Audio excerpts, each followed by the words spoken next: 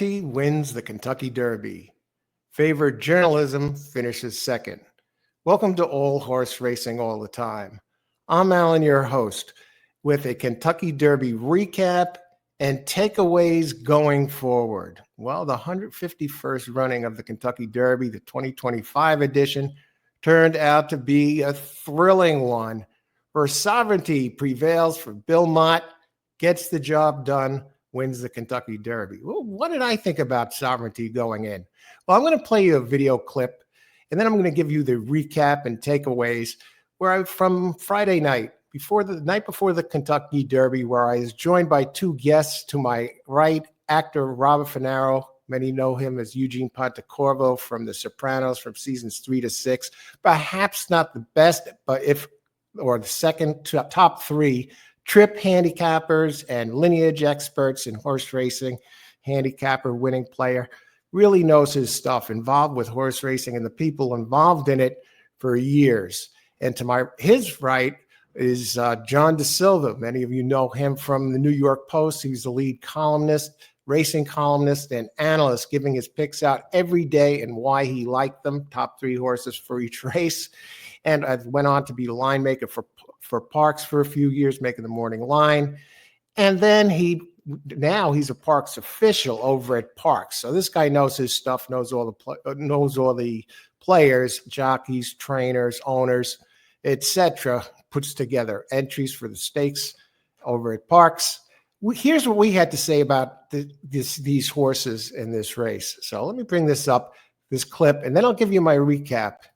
Now, this is from the show on Friday night. Now, what we did was we went horse by horse, and this is a clip from when we got to post 18, what we had to say about sovereignty. So you get an idea what we thought going into this race. What do you think of sovereignty, John?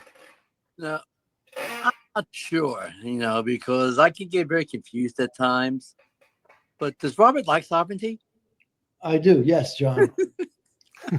It's all right. You can dislike him. You can toss him if you want. All I say is that Manny Franco rode him at the Florida Derby. Yeah. Junior was out; he was hurt, and Junior's back, so he's got the right rider. I'd say that this time.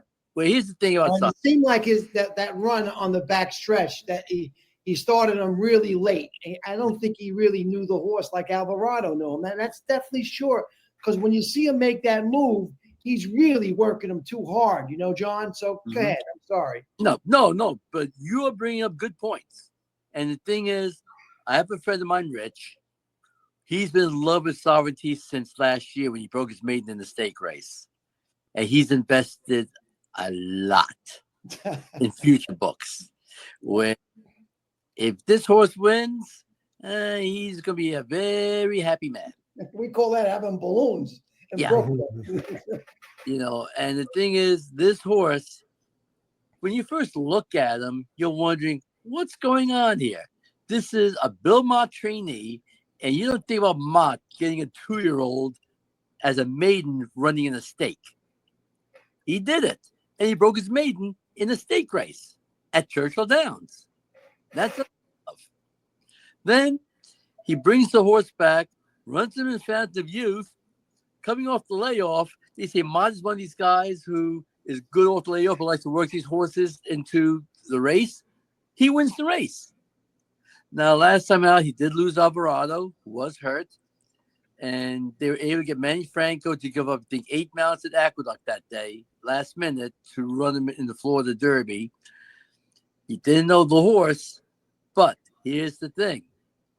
Once he won the Fountain of Youth, he was already guaranteed a spot in the Kentucky Derby.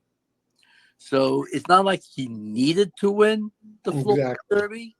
He just needed to get a good race, second time off the layoff, to prepare him. Because which would you rather have? Winning the Florida Derby or winning the Kentucky Derby?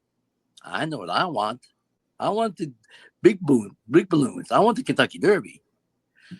So, especially when you don't have your jockey there, you just tell Frank, don't do anything stupid.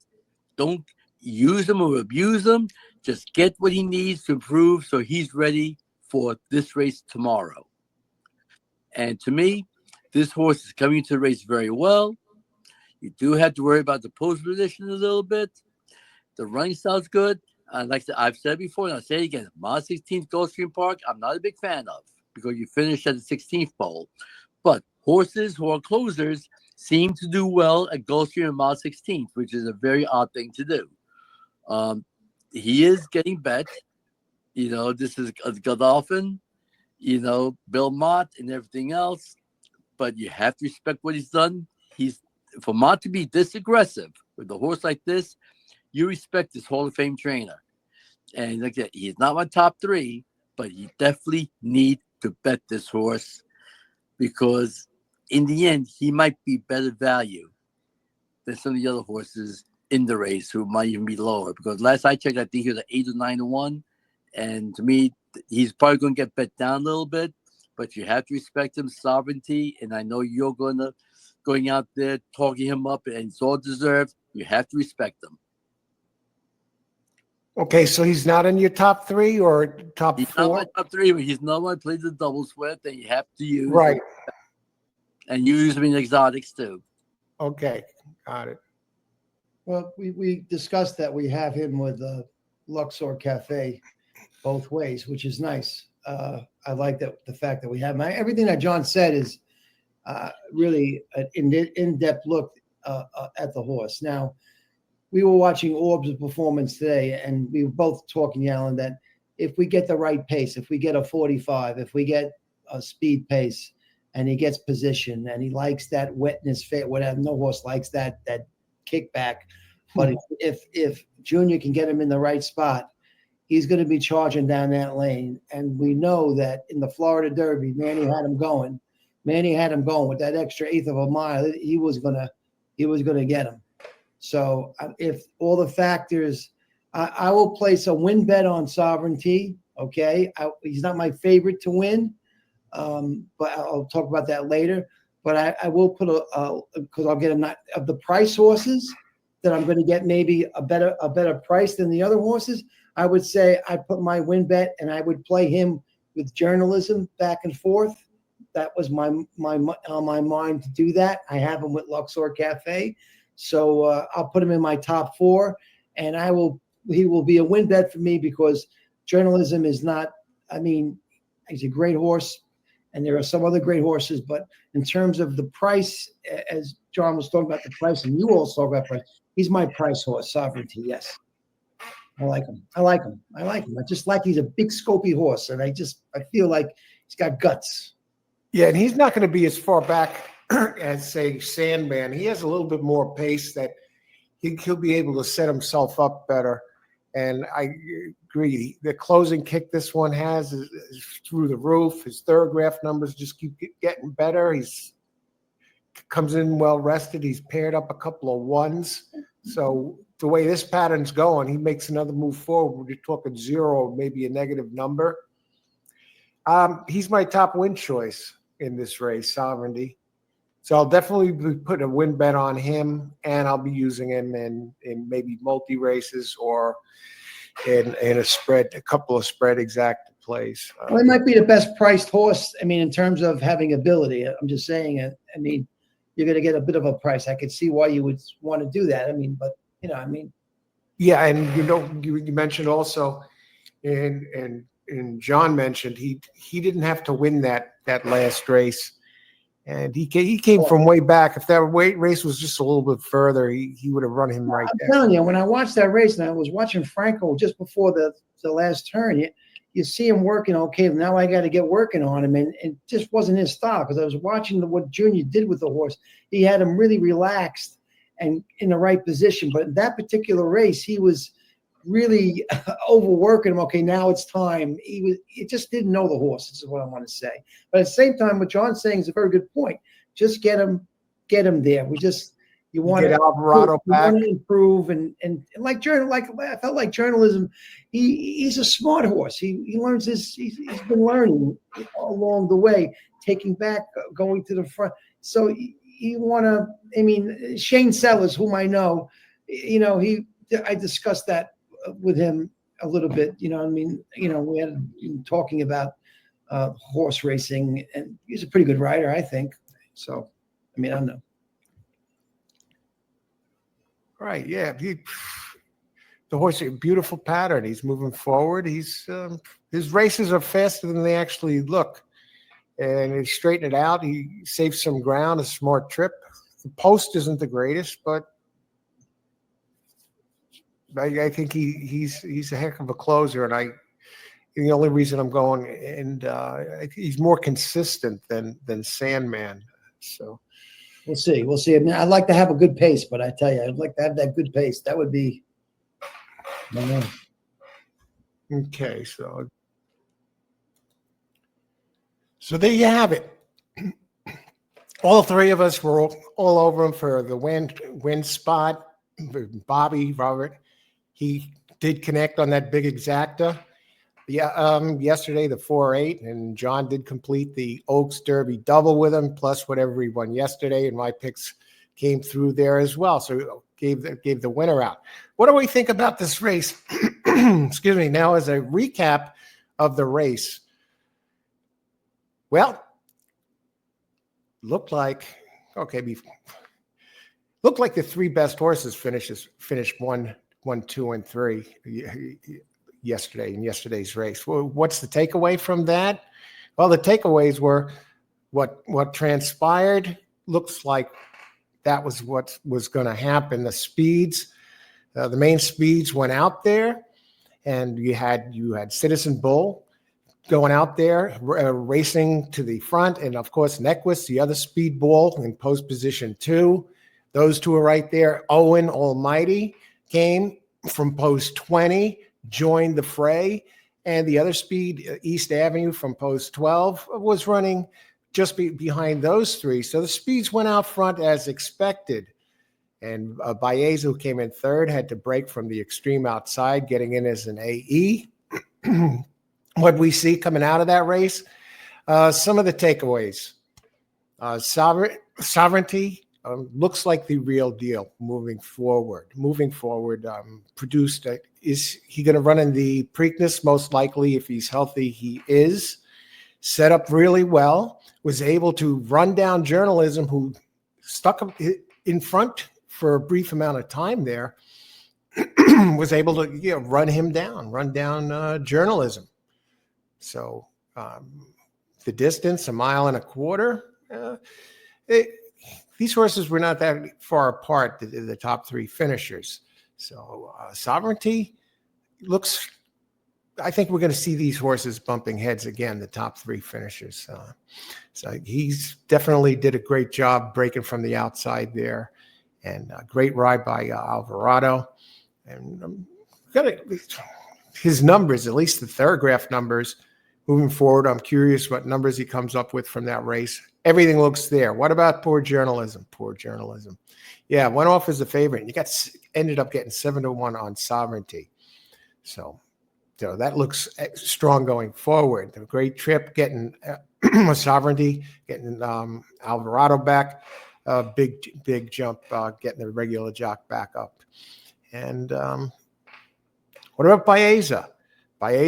Well, he did one hell of a job from the outside. If that race was just a little bit further, he would have nailed Journalism for second. So great job out there. Flavien Prat from the outside gets it done, gets him in position to win. Finishes to 1 3/4 back of the winner. And what was coming? Would he have run down Sovereignty? I don't know about that. Not many races this year are going to be over 1.25 miles that these guys are going to be participating in. So, but Baeza, definitely the real deal. Good thing that he got in there. So, will these guys bump heads again in the Preakness? With this one peek into the future, it looks like Baeza will be back for the Preakness. As far as I know, I see he's listed as possible for the Preakness right now, and probably wants to get his revenge on Sovereignty. So that would get a great rematch there. As far as Journalism, I'm thinking he's going to probably skip the Preakness at this point, but we'll see. I would love to get all three of them back. So it looked like the top three horses came in there. And if you used my Churchill Downs picks yesterday, I gave out 4 selections for that horse. I put out live streams every day with selections for multiple tracks. And my selections were in order. It was 9, 7, Luxor Cafe, didn't get it done. Then 5, and I had journalism listed fourth out of those 4. I just went, but you box the 4 of them for 50 cents, $12. Trifecta, you get that done, you get $114 back. And a nice win bet on Sovereignty. Who are some of the other horses? What do we take away there? Okay, we talked about, Baeza. Yeah, looks like the real deal. Nice job. Real horse. And journalism, of course, has the nice numbers. Ran a good race yesterday. It just, maybe break this way or that. Could have been, these horses could have finished in a different order within the top 3. What about some of the other horses? Let's talk about one horse that really impressed me in that race was Owen Almighty. Everyone was on him. Yeah, maybe he's better for the Pat Day Mile. We learned something about this horse, even from the breaking from outside, extreme outside. He managed to jump in and run up there with the leaders early on, get in there, despite having to cover more ground to get inside, got himself in position for the first turn, and he was around. And he actually took the lead very briefly in the race. And he went through first 6 furlongs in 1:10. That's decent sprinting speed for going 1.25 miles. And he got caught, but he didn't disgrace himself. He came in 5th place. Nothing wrong with Owen Almighty. Is he going to be suited for distance races going forward? I don't know, but at least he didn't disgrace himself in this race. And he got the speed. Could he have won the Pat Day Mile? Maybe. But I gain a lot of respect for Owen Almighty there. A very good showing for him coming in 5th. Citizen Bull, yeah, he got his speed. He got his good break. He, gave it a whirl just like Bob Baffert said he was going to do, and had the lead for a while. He couldn't get the distance. Faded, finished way back. But what's his future going to be? Maybe a good mile, maybe a 7. A top sprinter or something going forward? He can break well. He has the early speed. So going forward, I see him going shorter distances. Are they going to bring him back for any of these others like the Belmont Stakes? I'd be completely shocked if we see him in anything like that. Maybe even the Travers. What the curse is this year for Citizen Bull is 2025, this group of 3-year-olds, we have a whole crop of very speedballs. Bunch of horses that like to go to the lead early. That's just their running style. A lot of times you can look at their PB, see a bunch of 1s going across their running line. So you got a bunch of them this year, and a bunch of them are really fast. Some of them not even in this race, like Medacket Road, Getaway Car, 2 Bafferts, Nequist, Owen Almighty. We have others that weren't in this race, like Speed King. There's a slew of horses that like to go to the front. So maybe this group is all cursed to be facing each other as 3-year-olds, and probably down the road, because they look like, a bunch of these look like decent horses. So Cornucopian, a bunch of these horses going forward who like the lead. What's going to become of them? Are they all going to knock each other off? They very well might. We'll never know how good any of them might be, where the year might have been like a bunch of the other years where you had a bunch of, you have maybe a couple of really big early speed or 3 predominant early speed types. And this year we got a bunch of them. So we'll never know how good they could be if they were running in a traditional year where there weren't so many of them. So this looks like a good type of this age group for this year going forward. It looks like this is a good crop, a bunch of entries that set up well for the middle of the road, meaning early pressing type or the closers. Yeah, so we'll see what happens going forward. So any of the others out there, Owen Almighty, gain some respect for them. Nequist, probably in the same group as as Citizen Bull, good front running type, and we might see some good things from him. He might turn out to be a tremendous miler. Sandman finished back, ended up being, I believe, the second choice. Another Sierra Leone type. Is he, in another race, things set up for his way? Yeah, he'll win his races. he'll make his mark set. He'll make his mark here. So Sandman, I'm not giving up hope on him. But as far as the group of good ones going forward, are we going to have? I think we got a good core three here in Sovereignty, Journalism, and Baeza.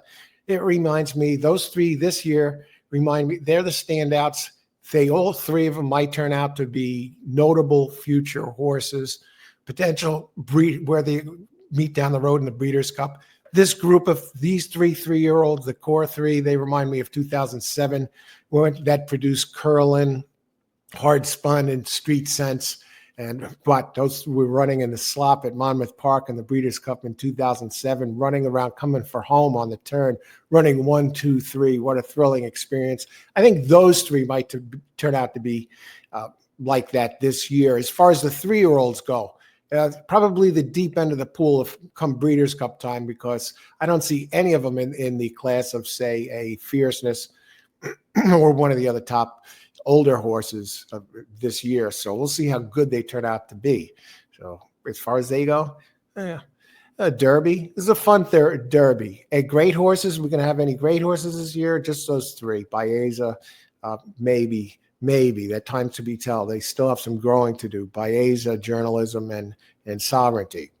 So, and I do have a link to that whole show down below, the Kentucky preview show. If you want to see that was from Friday night, where John Da Silva, Robert Finaro, and myself discuss every single horse post position 1 through 20, 21 Baeza. If you want to see that, because there's a lot of good insights and things that are going to be about each of these horses that will come in handy for handicapping in the future. Because John, a wealth of information about the horses, Robert, the trips, how he sees the horses, my take on it. That's going to be good. One other thing, talking about the Preakness, looking ahead to the Preakness. Now, Rodriguez is going to be running in the Preakness. That's the plan. Bob scratched him out before the Kentucky Derby. Before he scratched him out himself in time. He kind of saw the same slight issue. He seemed healthy enough to go, but the same kind of issue with the hoof that Grande had, that Grande scratched out for him. Bob, he scratched the horse out himself. And now what that means is Bob is going to be able to run Rodriguez in the Preakness. What happened to Grande? Well, with a similar injury, although Grande seems to be fine, we're walking well out on the track, even though the vet scratched him out.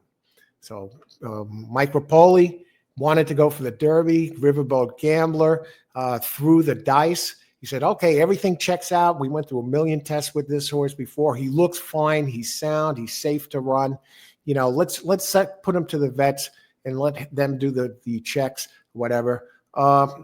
Throwing the dice didn't work for Mike Rapoli this time. They turned around and they said, no, he can't go in the race. Of course, Rapoli, freaked out. He had it happen to Forte with him too. Then he had something with Uncle Mo a while back. So he's been snake bitten a few times with this already, and it didn't pay off. So is that the case? That's the case maybe of an owner, an overly ambitious owner, maybe taking a chance. Because now what happens is, since the vet scratched him, Grande can't run in the Preakness. He'll make noise. I think he would have been a good horse in this race. He looks like a real deal too. He could be up here with the other three that I've talked about. But this is a case where, you got a trainer like Bob Baffert put his foot down, whatever, with the owners. I don't know how much of a hassle they gave, but whatever. He scratched him out himself, said, okay, we'll look at the big picture. We'll go in the Preakness. Maybe Rodriguez isn't really fit for this race against the way this setup is setting up to be. And I think Rodriguez would have had his hands full and probably would have got beat because in that race. And now he has him set to go for the Preakness, whereas Mike Rapoli and Pletcher throw the dice, and now he can't run again Grande until the Belmont Stakes. So yeah, great Kentucky Derby. Hopefully, we get a few of these top horses running again in the next race. Owen Almighty, what does the future hold for him? Who knows? but it was a thrilling Derby, and I want to thank everybody for watching. I want to give a special thanks again to John DeSilva and Robert Fernaro for joining me for another great preview show, Kentucky preview show. We do these for the big races during the course of the year. I touch base with these guys regularly, discussing horses and sharing some insight and consulting with them about different horses. So these guys are the real deal. So I want to thank both of them so much again for joining us for a great Kentucky Derby preview. And great job, guys, for delivering some winners here for the viewers who watched that Kentucky Derby preview show. Very, very sharp. You want to check that out in the link below. And I want to give a shout out to somebody, viewer friend from the channel, All Horse Racing All the Time. Rich Lane, big on Sovereignty for months, hammered him in the future plays, future pools. It's got some big odds on Sovereignty there. Was talking him up for a while. Great job, Rich. So everybody, thanks for watching. Be on the lookout. A lot of stuff going to be coming up now as this Preakness unfolds. Are we going to have a Triple Crown winner? Who knows? Thanks for watching, everybody. And remember, may the horse be with you.